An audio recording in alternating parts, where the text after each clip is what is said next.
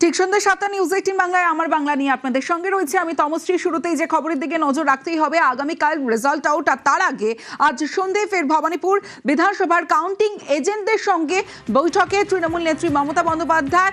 গণনা পর্ব ঘিরে চূড়ান্ত সতর্কতা তৃণমূলের অন্দরে। আমার সঙ্গে আমার প্রতিনিধি আবির রয়েছে, আবিরের থেকে আপডেট নেব। এই মুহূর্তে কি সেই বৈঠক শুরু হয়েছে, কি আপডেট আবির?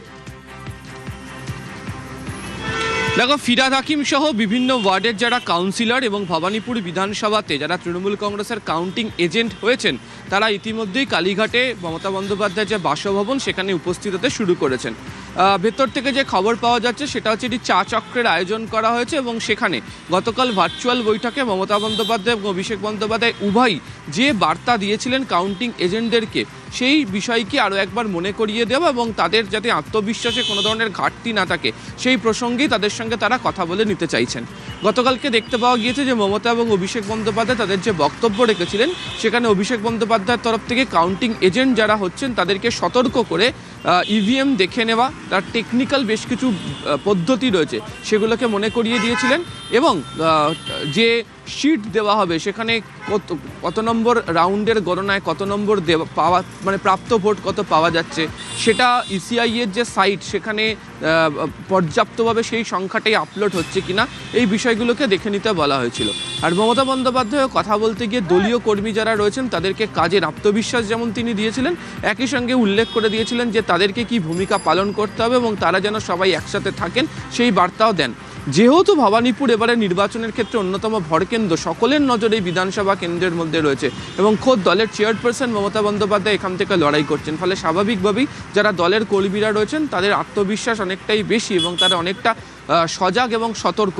ফলে গণনার দিন সকাল থেকে একদম ভোর 5টা থেকে তারা কিভাবে কাজ করবেন, কি পদ্ধতিতে কাজ করবেন, সেটাই আরও একবার তাদের সঙ্গে শেষ মুহূর্তে কথা বলে বুঝিয়ে দেওয়া এবং দলের কাউন্টিং এজেন্টদেরকে যে আত্মবিশ্বাস সেটা বৃদ্ধি করার জন্য এই চা চক্রের আয়োজন করা হয়েছে, এমনটাই তৃণমূল সূত্রে খবর।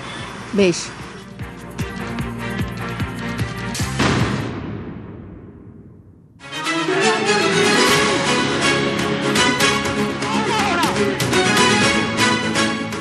সোমবার ভোট গণনা, এই গণনা নিয়ে এবার স্ট্র্যাটেজি।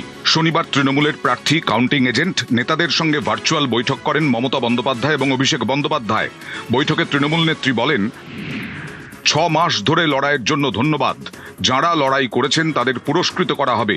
তৃণমূল শুধু জিতছে না, বড় ব্যবধানে জিতছে। 200-র বেশি আসন পাবে তৃণমূল।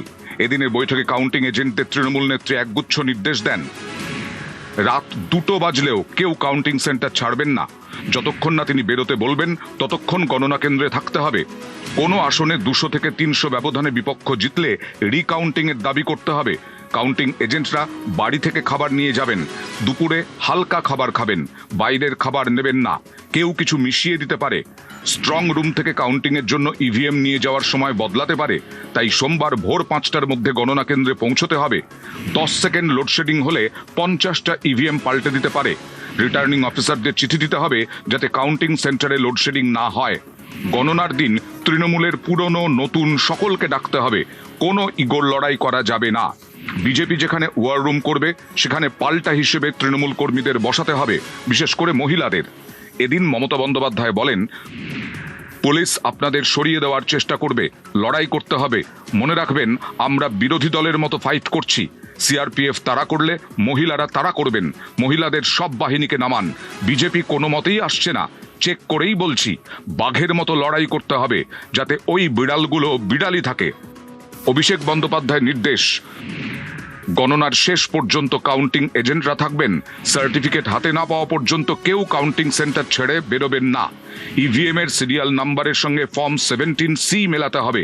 ডেটা এন্ট্রিতে ভুল করলে রিটার্নিং অফিসারকে চিঠি দিতে হবে। কাউন্টিং সেন্টারে ছাত্র, যুব, মহিলারা থাকবেন। জিতে গেছি বলে ঢিলেমি দিলে চলবে না। এদিন অভিষেক বলেন, 215-র বেশি আসন পাবে তৃণমূল, তবে আত্মতুষ্টিতে ভুগলে চলবে না। বিজেপি নিজেও ভালো করে জানে ওরা জিতবে না, তবু শেষ চুরি ও কামড় দেবে ওই দিন। সিআরপিএফ ডান্ডা দিয়ে মারছে, আপনারাও ডান্ডা আর ঝান্ডা দুটোই রাখবেন। ভার্চুয়াল বৈঠকে অভিষেক নির্দেশ দেন, মহিলাদের কাউন্টিং এজেন্ট হিসেবে রাখুন। সিআরপিএফ চাইলেও ওদের গায়ে হাত দিতে পারবে না। গণনার সময় ঠিক কি কি করতে হবে তা বোঝাতে রবিবার বিভিন্ন জায়গায় প্রতিনিধি পাঠাচ্ছে তৃণমূল। দমদম ও বারাকপুর সাংগঠনিক জেলায় দায়িত্ব দেওয়া হয়েছে রাজীব কুমারকে। বহু জায়গাতে তৃণমূল কংগ্রেসের অন্দরে একটি প্রশ্ন ঘোরাফেরা করছিল, এক্সিট পোলের পরে তৃণমূল কংগ্রেসের নেতারা কি ভাবছেন। দলীয় আত্মবিশ্বাসে যাতে কোনো ঘাটতি না থাকে সে বার্তাও মমতা অভিষেক বন্দ্যোপাধ্যায়ের তরফ থেকে সম্পূর্ণভাবে দিয়ে রাখা হয়েছে তৃণমূল কংগ্রেসের সর্বস্তরের কর্মীদের কাছে। ক্যামেরায় রাজীব সিংয়ের সাথে আবির ঘোষাল, নিউজ 18 বাংলা, কালীঘাট।